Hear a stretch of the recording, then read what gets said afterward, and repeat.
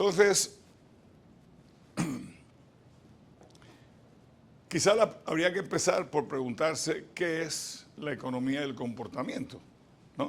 O sea, yo estoy aquí porque me pasé la vida, o me he pasado la vida viendo que los libros dicen una cosa de cómo tienen que comportarse los seres humanos y los seres humanos se comportan de otra manera, ¿no? Y bueno, me fue llamando la atención. Y un día tenía tanto material recogido que decidí, digo, déjame dar clase porque es la única forma que voy a organizar el material. Así fue que di clase la primera vez, aquí en Ocamen me dejaron dar clase en el 18 y di la materia. Entonces, la primera reflexión es, ¿qué es economía? ¿No? Porque si es economía el comportamiento, ¿qué es economía? Porque economía nos lo han dicho desde el primer día. En el mundo hay una serie de bienes que son escasos y precisamente el hecho de que son escasos obligan a que las sociedades organicen de qué manera esos bienes se usan, ¿no? Entonces, ¿qué estudia la economía? Estudia cómo la gente utiliza bienes escasos para satisfacer lo que consideramos necesidades infinitas, ¿no? Eso es básicamente lo que... Hay una definición que a mí me gusta mucho de Robbins, del 44. Ustedes verán que las citas son antiquísimas. O sea, yo todo lo que cito es viejísimo. No es porque yo haya estudiado con Lope de Vega y con Colón en la secundaria.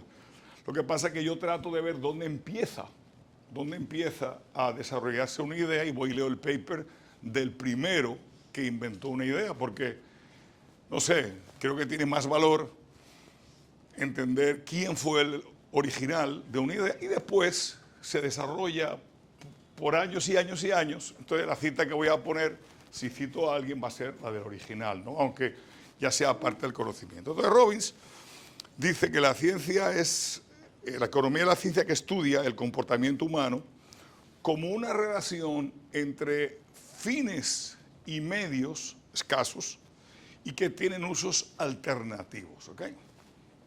Como esa definición, ustedes habrán visto 320 definiciones y todas son más o menos lo mismo. ¿Cómo ustedes han estudiado economía hasta el día de hoy? Ustedes la han estudiado en base a lo que se llama el modelo económico estándar, ¿ok? ¿Qué hace el modelo económico estándar? Ustedes vinieron aquí a clase a la universidad, ¿verdad? Le dieron teoría económica 1 y teoría económica 2. Y luego le dieron micro 1 y micro 2 y luego le dieron macro 1 y macro 2, ¿no? Entonces cuando dejaron le dijeron, bueno, vamos a ver algunos principios que tenemos que tener claros aquí. Y le pusieron gráficas como la de ¿verdad?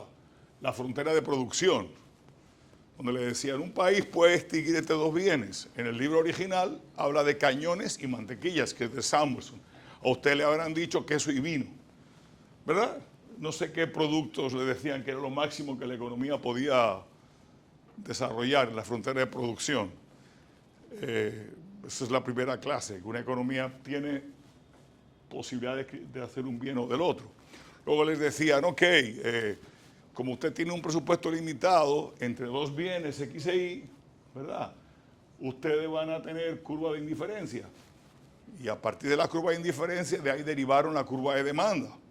Después que derivaron la curva de demanda, hicieron lo mismo con la curva de oferta. Y luego fueron a ver lo que eran los costos. Y vieron que habían costos fijos, costos variables. Y que entonces, dependiendo del mercado, ¿no? De cómo se estructuraba el mercado, pues ustedes tenían un mecanismo de fijación del precio, donde la empresa ponía el precio óptimo. Y así fue desarrollándose la microeconomía. Y bueno, en la macro pasó exactamente lo mismo.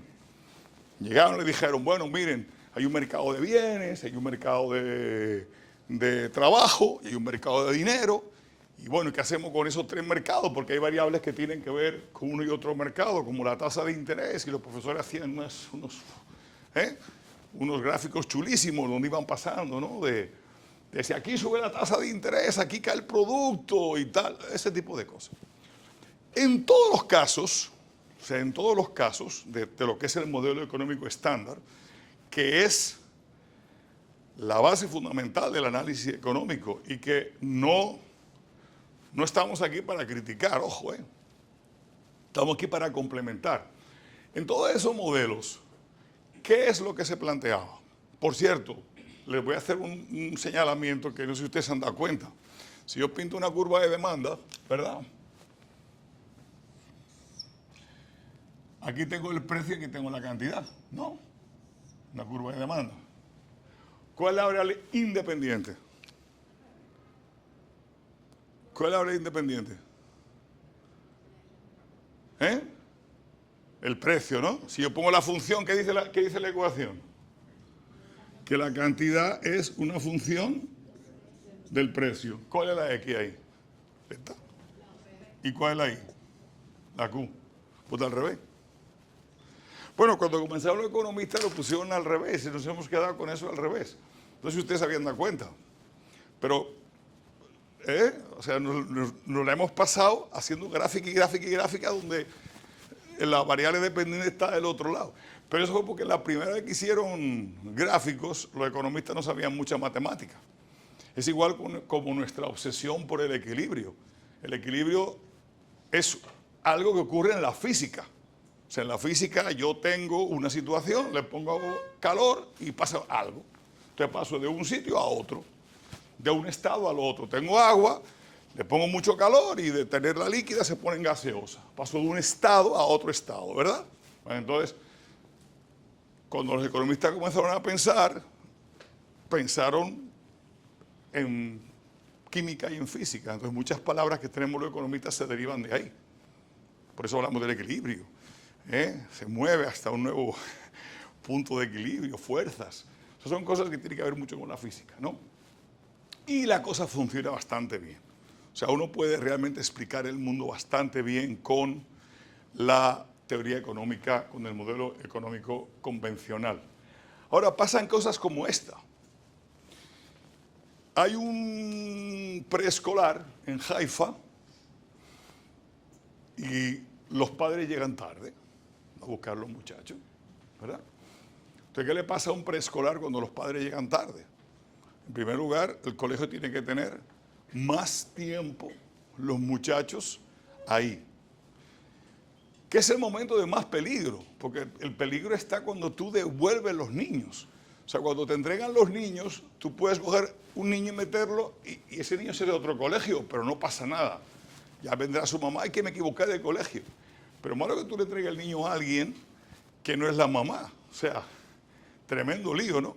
Entonces la entrega, que es lo que más tenso es, más difícil es, que ocurre al final del día, hay que tener a los muchachos ahí media hora, 40 minutos más en el preescolar porque los padres llegan tarde. Entonces, ¿qué le preguntaron a los economistas? ¿Qué hacemos para que los padres lleguen temprano? ¿Qué se hace para que los padres lleguen temprano? ¿Qué hacemos nosotros cuando queremos que una cosa sea más costosa? ¿Qué hacemos? Le subimos el precio, lo encarecemos, ¿no? Ron, yo no quiero que beban mucho ron. ¿Qué hago? Le pongo un impuesto selectivo. Cigarrillo, yo no quiero que fumen cigarrillos. ¿Qué hago? Le pongo un selectivo, porque no quiero. Entonces en Haifa le pusieron un aumento de precio al llegar tarde a la gente, ¿no? Simultáneamente aprovecharon para hacer un experimento. Me imagino que algo tiene que haberlos motivado. Y básicamente dijeron, vamos a hacer una cosa. Vamos a coger y vamos a calcular cuánto es que la gente llega tarde, ¿no? Y hay un grupo que no le dijeron nada. No le dijeron que se estaba poniendo una multa, no le pusieron multa. Hay un grupo que no le dijeron que había un experimento. Bueno, y si esta gente tenía una rutina, ¿no? Ellos empezaron a medir en la semana 4 y acabaron a medir, creo que fue en la semana 18, una cosa así. Ese grupo que no le dijeron nada, si su tasa esto vamos a poner aquí minutos tarde. Si su tasa de llegada tarde era esa, bueno, pues siguieron llegando tarde, a la misma, que ese era su hábito, ¿no? Tantos minutos tarde. Al otro grupo le dijeron, si llegas tarde pagas tanto. Lo que hubiéramos esperado es que los minutos de atraso de esa gente se redujera. Y lo que pasó fue, bueno, ese grupo durante los primeros 4 semanas se comportaba igual que el otro. Tan pronto como pusieron la multa, los minutos que tardaba la gente aumentaron. Y en la semana 17 o 18, no me acuerdo ahora, que cortó el experimento, estos siguieron a ese nivel de retraso. Entonces, ¿cómo es posible que yo coja una cosa, la encarezca y de repente aumente la demanda? Pero eso es interesante, es una pregunta interesante. Entonces, ese estudio fue hecho por Nisi Rustini en el 2000 en Haifa, ¿no?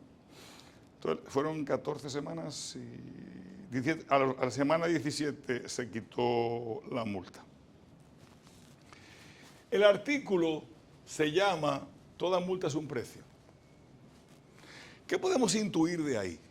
¿Qué podemos intuir de ahí? Podemos intuir lo siguiente: que la gente llegaba tarde, pero no más tarde de ahí. ¿Por qué?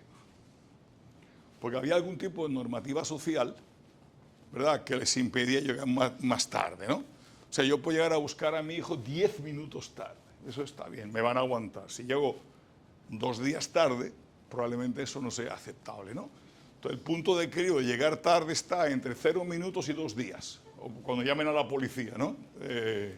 Después de cierto... Sin embargo, tan pronto como le pusieron un aumento de precio por llegar tarde, y el artículo se llama "Toda multa es un precio", ¿qué es lo que pensó la gente? Estoy pagando por llegar tarde. ¿Ok? Estoy pagando por llegar tarde. Entonces, si yo estoy pagando, ya yo llego tarde. Entonces, resulta que lo que ha pasado ha sido que hemos tenido el encarecimiento de llegar tarde en una moneda, en el dólar, en la moneda que sea. Pero hemos tenido un abaratamiento de buscar a los niños en otra moneda. Una moneda que me voy a llamar una moneda social. Ya no tengo que preocuparme por lo que piensan las maestras, porque estoy pagando por eso. Si estoy pagando por eso, ¿por qué tengo que preocuparme? ¿No? Entonces, wow, qué interesante. La gente toma decisiones con 2 monedas. La respuesta es que sí. O sea, la respuesta es que sí. Vamos a ver otro ejemplo. Usted tiene su celular ahí, ¿verdad? Ok, ¿tiene papel donde apuntar? Vamos a ver qué tiene un Excel. Ok, queda designada como Excel del grupo. Por favor, apunten en el papel los 2 dígitos últimos de su celular. Yo sé que ustedes se lo saben, pero yo quiero que ustedes lo apunten. ¿Ok? Ok, ¿apuntaron su número? Seguro que lo apuntaron su número.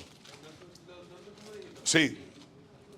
No se equivocaron, ¿verdad que no? Ok, eso es muy importante, que no se equivoquen poniendo. Ok, le voy a hacer una pregunta ahora. En el mundo hay países que son africanos, otros países son asiáticos, ¿verdad? Ok.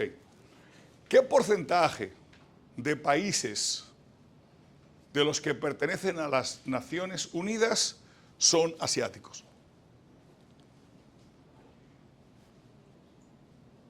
¿Qué porcentaje de países de los que pertenecen a las Naciones Unidas son asiáticos?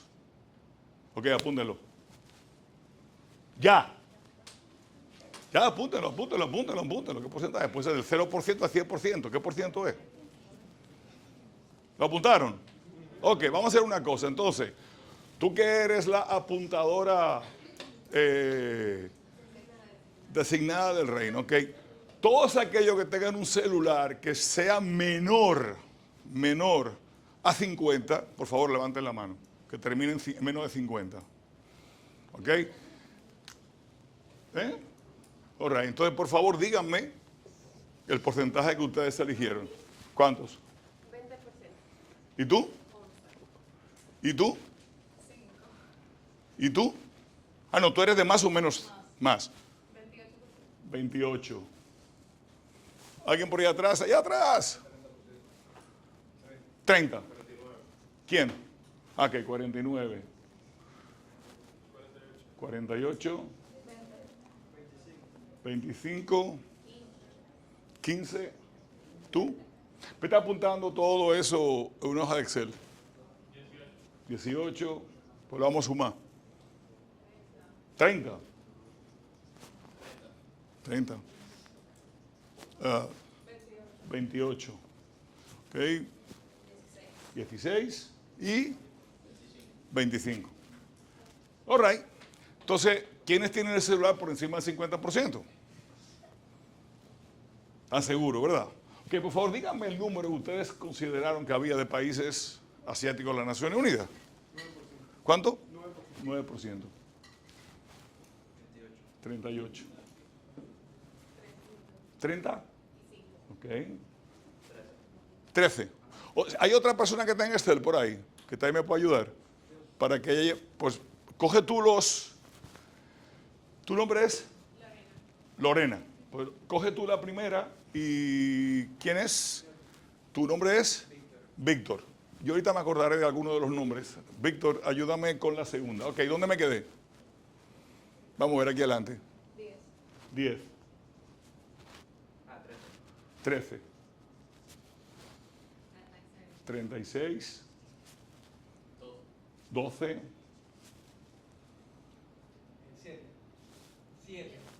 7. 20. 35. ¿Ok? ¿Alguien más? 10. 30 y tú? 30 y 45. Ok, ¿alguien más? Perdón. 25. Profe, ¿qué número? Debajo del 35, ¿qué número hay? 35, 10, 30, 45. De arriba para abajo. 10. 13. Tú ahí lo ves más o menos.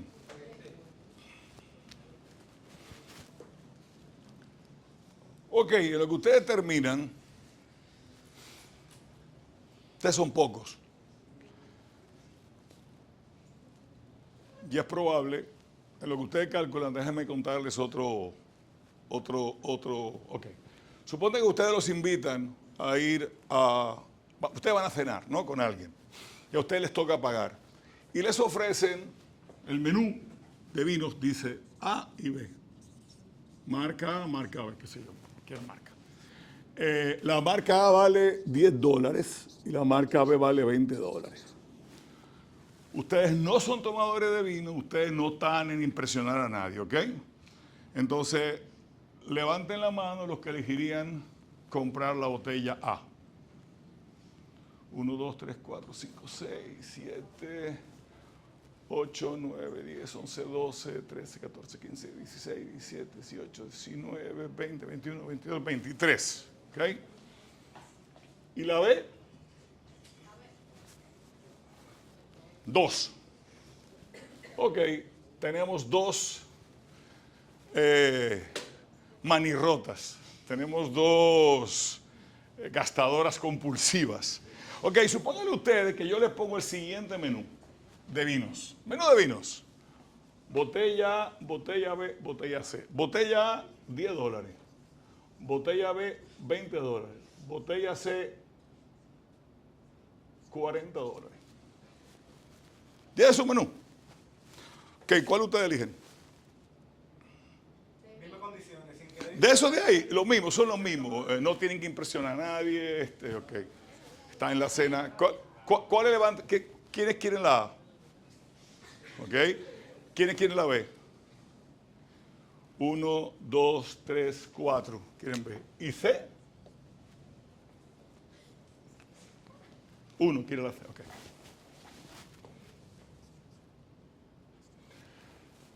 Uno, perdón. Ok, vamos los números aquí. Sacaron el porciento que te da. ¿Cómo te dio a ti tu porciento? Tu averaje. Bueno, saca el averaje. 19.4. ¿A ti te dio? 19. ¿Y a ti te dio de promedio? 24. Ok. Normalmente, cuando a una gente le plantean este problema, lo que más ocurre es que si este es el menú el que a mí me ofrecen, la gente tiende a elegir la segunda.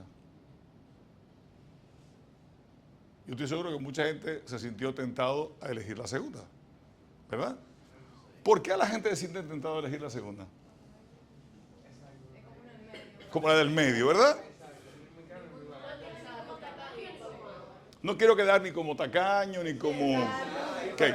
Sin embargo, ustedes dijeron, repitieron mucho por una pregunta que alguien hizo, que dijo, pero son las mismas condiciones que el otro. Entonces, mucha gente dijo, no, no voy a coger la 20, voy a coger la 10 otra vez. Pero fue por la pregunta, sí o sí. ¿Verdad? Entonces, ¿por qué de 23 y 2 personas allá pasan a 4 personas, aumenta el número de veces? Y hubiera aumentado muchísimo. Porque en la primera oportunidad nadie, o casi nadie, estaba por comprar la B, sino sin embargo en la segunda un montón de gente cogió la B. ¿Ustedes se acuerdan de qué dependía la demanda de un bien? De su precio, ¿verdad? ¿De qué más? Sí, de mis gustos, del precio de los productos complementarios, del precio de los sustitutos y de mi ingreso, básicamente, ¿verdad? En alguna parte dice que depende, o sea, lo grueso es que en ninguna parte en la curva de demanda dice, si ya yo tomo una decisión entre estas dos y elegí esa, y no elijo la C, es porque A sigue siendo mejor que B. Si yo allá elegí la A y aquí elegí la B, ocurre un fenómeno muy interesante, que en un momento A era preferida a B y después B era preferida a A. Y lo único que cambió, ¿qué fue? No, el precio es el mismo. Información irrelevante fue que yo le puse más información en la pizarra, le di el precio de una tercera botella. En la función de demanda no entra precios de cosas que no necesito saber para tomar la decisión. O sea, cuando hablan del ingreso, ¿de qué ingreso hablan? Del mío, pero no hablan del ingreso del vecino, ¿no? Del mío. Sin embargo, nosotros, en este caso hay un producto que no consideramos en nuestra función. Porque con excepción de una persona que eligió el último, la gente no pensó en pasarse de la A a la C. La gente pensó en pasarse de la A a la B, no a la C. La C no entró en la ecuación, la B no la quiere nadie. Dadas sus restricciones de ingreso, de precio, etcétera, etcétera, la C no la quiere nadie. Y sin embargo, por poner delante el precio de otro producto, la gente cambia. Entonces debemos incluir en la ecuación de la demanda y el precio de otros productos, o sea, depende de lo larga que sea la lista de... No. Normalmente, cuando esta ecuación se hace, el primer grupo da un número más pequeño de valores que en el segundo grupo. O sea, el experimento original lo que hicieron fue que había una ruleta y a la gente la ruleta le daba o 73 o 13. Nada más salía eso. No sé, había trampa, ¿no? Y nada más salía eso. Aquellos que les salieron 73 tendían a poner un valor mayor. Es lo que se llama priming, ¿no?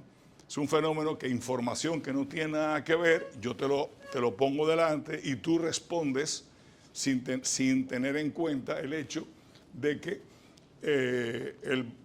la información no tiene nada de relevancia. En este caso nos ha salido bien algunas veces, en algunas clases ha salido, en otras no. O sea que voy a suspender el experimento porque somos muy pocos. Pero lo cierto es que ocurren fenómenos en la realidad de manera común, predecible, porque a nadie le parece raro. O sea, a ningún otro nos parece raro elegir la botella B porque es la que está en el medio. Y a ninguno le parece raro este comportamiento. O sea, a mí me ponen una multa por llegar tarde, pues a lo mejor decidió pagar la multa y llegar tarde. De hecho, le dieron a Gary Becker, le dieron el premio Nobel por sus estudios sobre cosas como el crimen, el matrimonio. ¿Y qué es lo que decía Gary Becker? Gary Becker llegó a dar una vez una conferencia, había un sitio que no se podía parquear, él calculó cuánto costaba la multa versus lo que a él le costaba llegar tarde a donde iba. Y decidió pagar la multa. Y se parqueó en un sitio que si lo agarraban, lo pagaban. Entonces escribió un paper muy interesante. Digo, el tipo le dieron el Nobel. O sea, no estamos hablando... Y Friedman dice de él que es uno de los economistas más importantes del siglo XX. Gary Becker lo que dice es que el delito se puede manejar en base al modelo económico convencional. Que la gente calcula cuáles son las probabilidades de ser atrapado, lo multiplica por el castigo y es el costo. Y lo que se puede llevar del robo, por ejemplo, es el premio. Y que el crimen depende de una ecuación económica racional, donde la gente calcula si a él se parqueó ahí porque le convenía. No sé si pagó la multa o no, pero él tiene uno sobre el matrimonio, tiene uno... O sea, hay muchos trabajos que escribió Gary Becker, muy interesantes, aplicando a la vida los conceptos de economía del modelo económico. Lo vamos a ver, ojo. Vamos a ver a Becker. Otra cosa, aquí vamos a ver a todo lo que sale aquí, sale después. Eso se lo garantizo. O sea que vamos a ver por lo menos 2 o 3 cosas de Becker. Entonces, ¿cuál es la diferencia entre la economía del comportamiento y a qué viene la economía del comportamiento a molestar, ¿no? Y a interrumpir? Bueno, lo primero es que la economía clásica, clásica no me gusta, la economía convencional, ¿no? ¿De qué parte? Parte de un sujeto que nos inventamos. Y ojo, no nos lo inventamos el primer día que empezamos con la ciencia. Nos lo inventamos en los años 60. O sea, cuando John Stuart Mill escribe el primer libro de economía, ¿verdad? Que se llamaba así, Principios de Economía.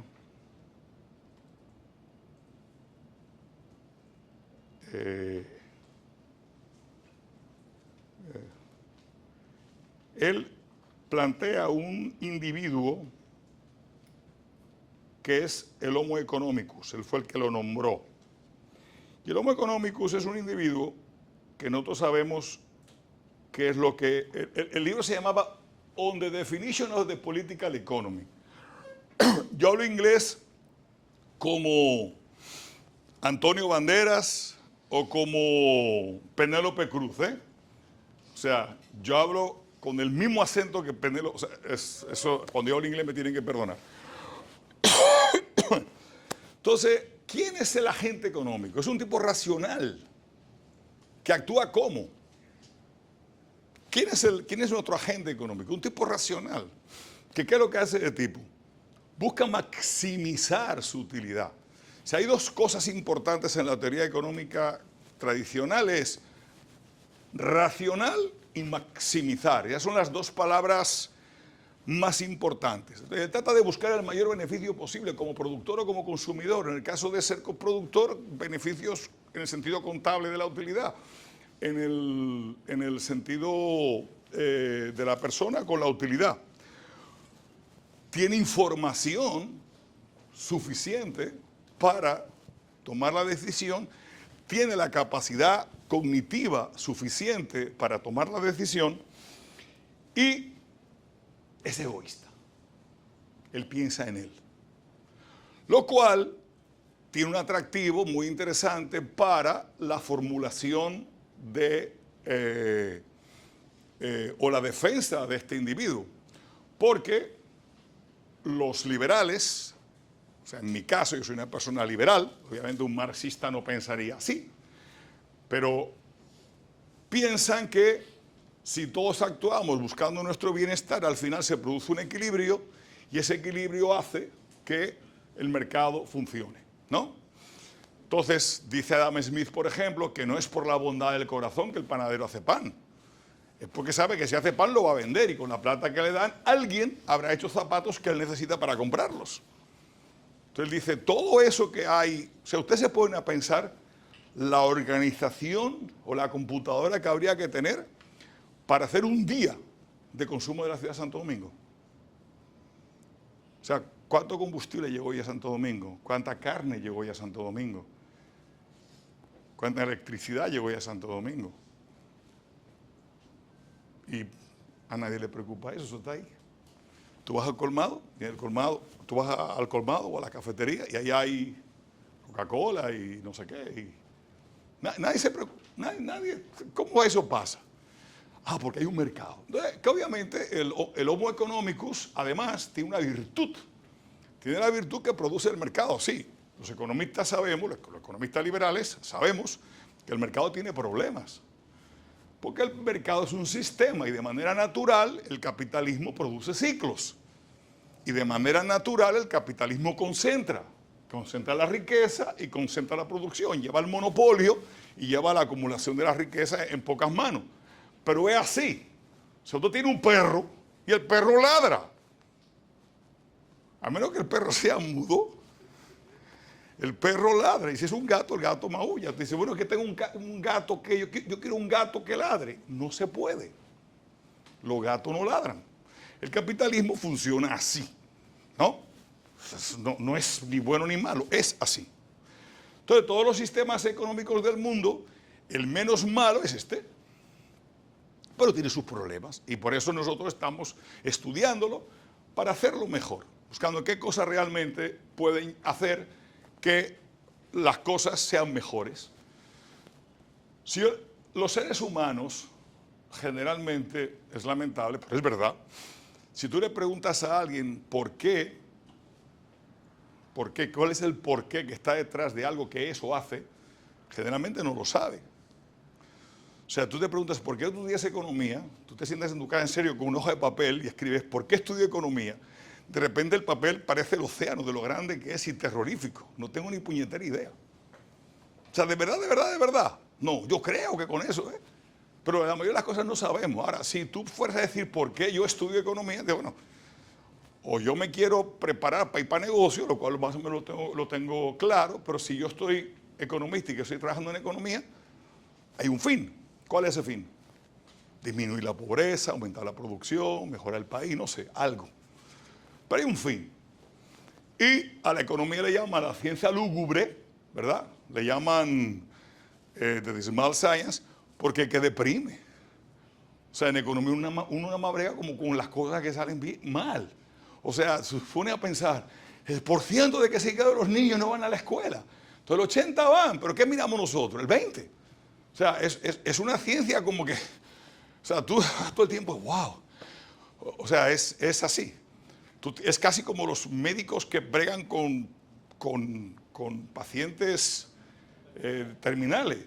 O sea, no sé, hay que ser una persona especial. O sea, todos los pacientes, hola, después, a los pocos meses, bye. O sea, es difícil. O sea, yo no podría ser médico de paciente terminal. Pero el economista son 3/4 de lo mismo, porque todo es una lucha permanente. Entonces los libros te deprimen. The Elusive Quest for Growth. O sea, todo es... Pero bueno, esa es la ciencia. Entonces, ese Homo economicus, si nosotros pensamos, ¿qué es? ¿Cómo funciona eso? Pensemos en la geometría por un momento. En la geometría, ¿cómo se hace geometría? Tú empiezas por unos axiomas. Un punto tiene una dimensión. Por un punto pasan infinitas líneas. Una línea tiene infinitos puntos. En 2 puntos pasa una sola línea. 2 líneas que se cruzan producen un ángulo. 3 líneas que se cruzan producen 3 ángulos, producen un triángulo. La sumatoria de los ángulos de un triángulo es 90 grados. El área de un triángulo es uno de los lados, o sea, la altura por la base multiplicada por 2. Y tú a partir de esos axiomas con los que tú comenzaste, ¿verdad? Tú construyes toda la teoría. En economía hemos hecho exactamente lo mismo. Creamos unos axiomas y entonces decimos, ¿qué hará el Homo economicus aquí? Bajaron los precios. ¿Qué hará? Comprará más de ese bien. Subió el precio de un complementario. ¿Qué hará? Comprará menos. ¿No? Le subieron los ingresos, ¿qué hará? Comprará más. Y así nosotros vamos diciendo que a partir de esos supuestos que le hemos creado, vamos presentándole problemas, como que una línea, cortan dos líneas y cortan en 3 sitios, en 4 sitios, y vamos construyendo toda una teoría y la vamos sofisticando y complicando, ¿no?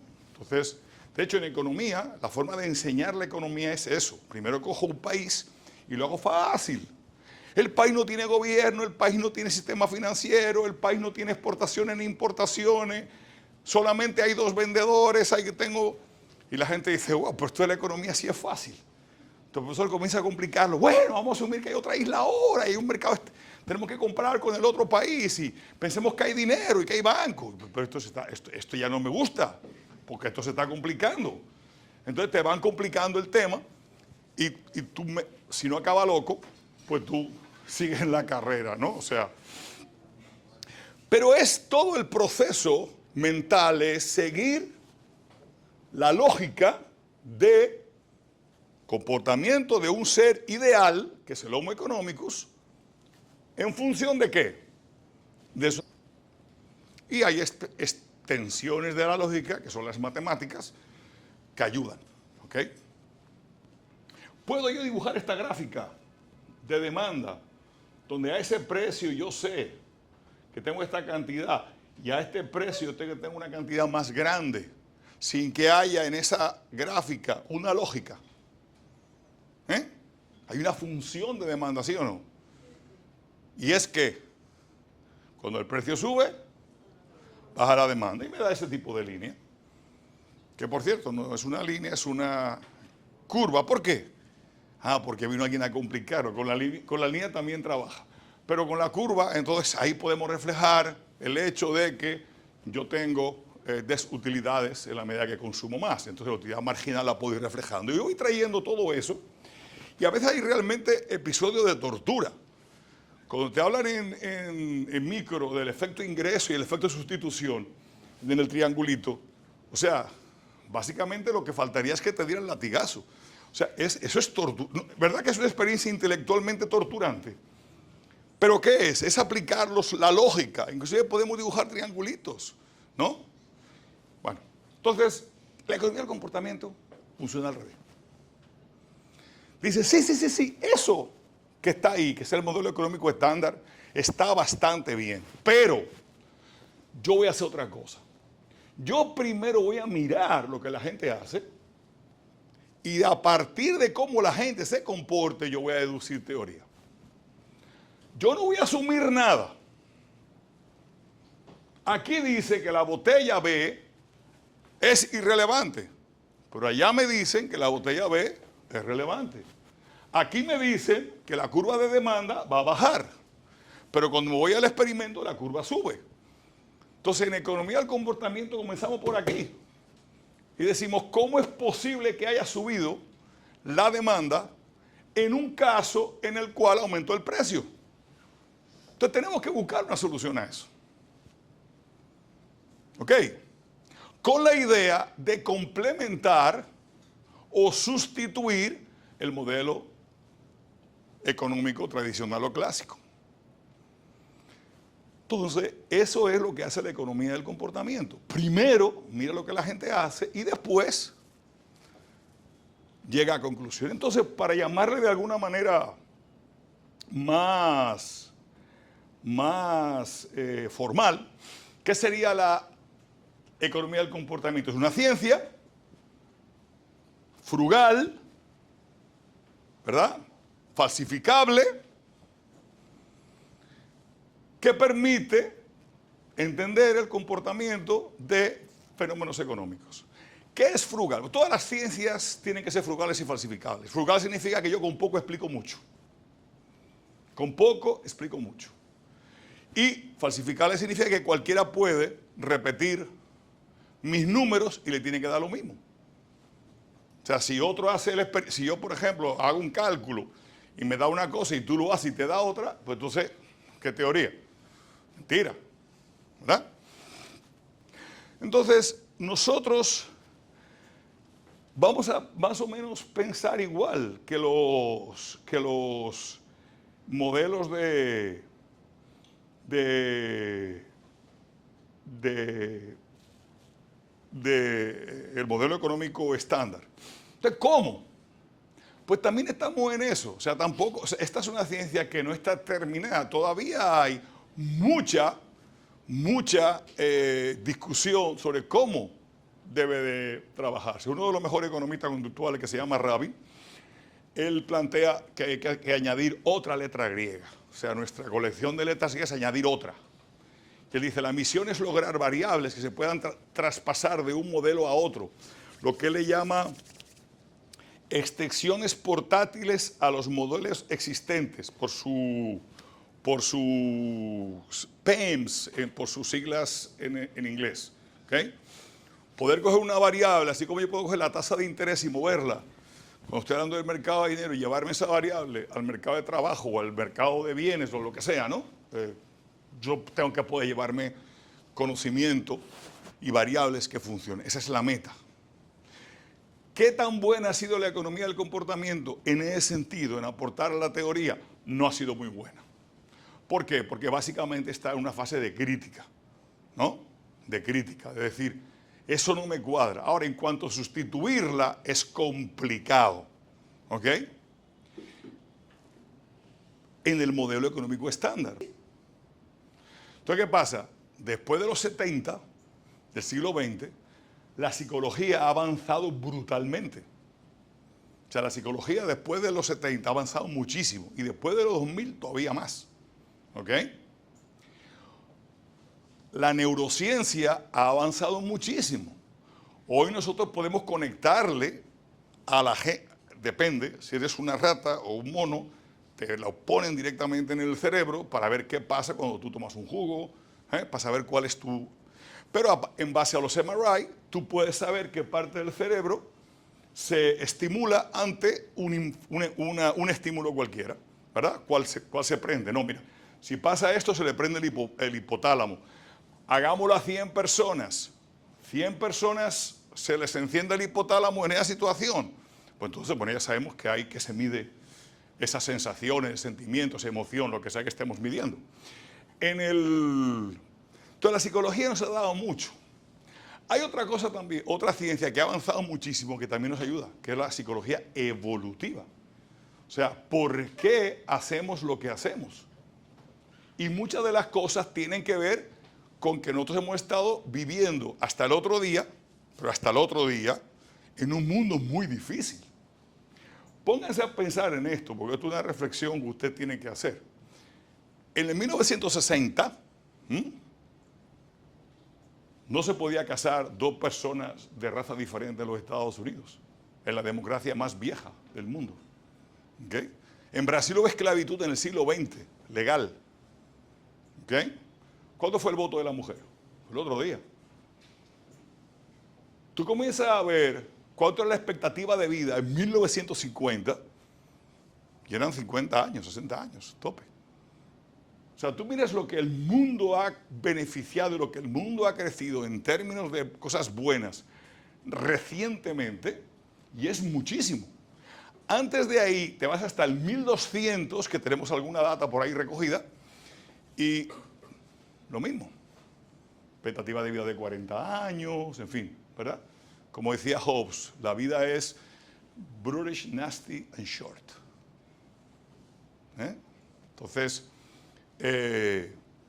con la psicología evolutiva hemos empezado a entender por qué hacemos las cosas que hacemos en este mundo. Por ejemplo, si algo se mueve en nuestro campo visual, nos damos cuenta enseguida.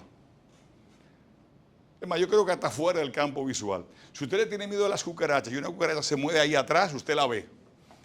La gente como que tiene un quinto sentido para la cosa que tiene fobia. Pero si algo se mueve, nos damos cuenta, ¿sí o no? Todo el mundo. Sin embargo, si a usted lo ponen a hacer uno de esos jueguitos que encuentra las 7 diferencias, eso es una tortura que no encuentro. Y es dos figuras iguales, hay que encontrar 3 rayitas. Pero es difícil, no es difícil. Pero ¿cuándo fue que no paramos nosotros? Pónganse a pensar, nosotros como seres humanos tenemos 500.000 años de Homo sapiens. La agricultura fue hace apenas 12.000 años. Y sabemos que alguien escribió algo hace 3.500 años, no más de ahí. O sea, los egipcios o el código de Hammurabi de los asirio-sumerios. Eso de quedarse quieto mirando, muy reciente. Nosotros no tenemos capacidades para eso, no nos hemos preparado. Entonces la psicología evolutiva nos explica muchas cosas. Que cuando decimos este comportamiento, pero que eso lo hacen los monos también, y eso lo hace fulano de tal, porque tiene que ver con la supervivencia de la especie, tiene una explicación. Y es importante también, ¿verdad?, entender que como somos una disciplina que primero mira y después concluye, somos de mucha orientación empírica, ¿verdad? Entonces nos gustan mucho los experimentos, ¿no? Entonces, claro, tratamos de hacer experimentos a ver qué pasa. Si yo encuentro una aversión al riesgo, o sea, que algo que usted debería elegir tal cosa, elige otra, por ejemplo, esto de la botella de vino, ¿cómo yo estoy seguro de que esto funciona? Haciéndolo 7000 veces en 7000 sitios, a ver qué pasa. Si siempre pasa eso, bueno, pues entonces yo he llegado a una conclusión. Claro, ojo, todo lo que es un experimento es un experimento. Basta que tú me digas, es que el experimento es igual, no es igual que la vida real. Totalmente de acuerdo, no es igual. Ya se acabó la discusión, no es igual. Pero nos ayuda, nos ayuda. Hay veces, sin embargo, que nos topamos con vetas de oro. Por ejemplo, Gallup le pregunta a la gente todos los días sobre felicidad, hace, qué sé yo, cuántos años. O en los Estados Unidos, algunas universidades han hecho estudios que tienen casi 100 años. Y de repente, de la data que ellos tienen, tú la puedes coger y decir, mira, aquí tengo 100 años de historial. No es que he hecho un experimento para eso, sino mira, aquí está la respuesta de 50, de 100 años, de gente haciendo, dándome respuesta. Entonces, a veces aparecen ese tipo de cosas. Cuando no aparecen, lo normal es diseñar un experimento y repetirlo, ¿no? Y si el experimento se da en todas partes, hay un caso muy bueno, por ejemplo, de Richard Thaler, que él está en la Universidad de Chicago. Y puso el experimento y la gente en la Universidad de Chicago no dieron lo que deberían dar como muy económico, y dijo, es que son muy brutos.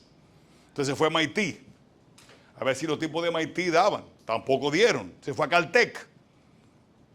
O sea, para tú entrar en Caltech, tú tienes que juntar el IQ de todo lo que estamos aquí, y yo creo que no llega, ¿no?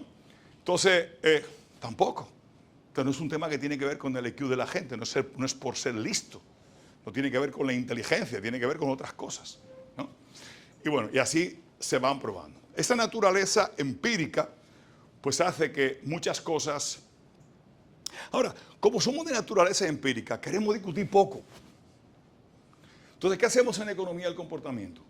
Tratamos de buscar experimentos que podamos aislar la mayor cantidad de variables posibles, que no entren los gustos, que no entren los precios de los competidores, que no entre el ingreso. O sea, hay un montón de cosas que queremos quitarnos de encima. Entonces, hacemos muchas cosas que son juegos. Entonces, vamos a ver cantidad de juegos. ¿Qué es un juego? Un juego es, si yo te digo a ti, vamos a tirar una moneda al aire, ¿verdad? En la primera, en el lanzamiento A, si sale cara, tú recibes, o sea, en la cara, tú recibes 50. Cruz, tú recibes 25. ¿Ok? En el B, si sale cara, tú recibes 500. Y si sale cruz, tú recibes 250. ¿Cuál tú quieres de los dos? ¿El A o el B? Ok, en general, la gente elige el B, ¿no? Puede aparecer un gracioso que diga, no, yo quiero el A. Y a ese hay que dárselo para que se acuerde, ¿ok? Entonces, aquí es una elección entre dos cosas donde ¿importa mucho el ingreso que yo tenga? No. ¿Importa mucho el precio de otras cosas? No. O sea, hemos tratado de hacerlo aséptico. Tenemos una forma... Ahora, si yo te digo a ti, entre esta manzana y esta piña, ¿cuál tú quieres? Ya tenemos un lío. ¿Cuánto pesa la manzana? ¿Cuánto pesa la piña? ¿De dónde la piña? O sea, no son productos... Pero aquí no tenemos nada que... Entonces los juegos son para eso. O sea, entonces te dicen, usted jugaría un juego donde si sale cara, a usted le dan 50 y si sale cruz, usted tiene que pagar 2 de negativo, ¿verdad? ¿Usted jugaría ese juego? Sí, ya. Es más fácil, ¿no? Que decir, si hay una canasta con 100 manzanas, y es más fácil, ¿no? Entonces, muchos de los juegos son para hacer eso. Y los experimentos se basan en juegos. Normalmente los experimentos se basan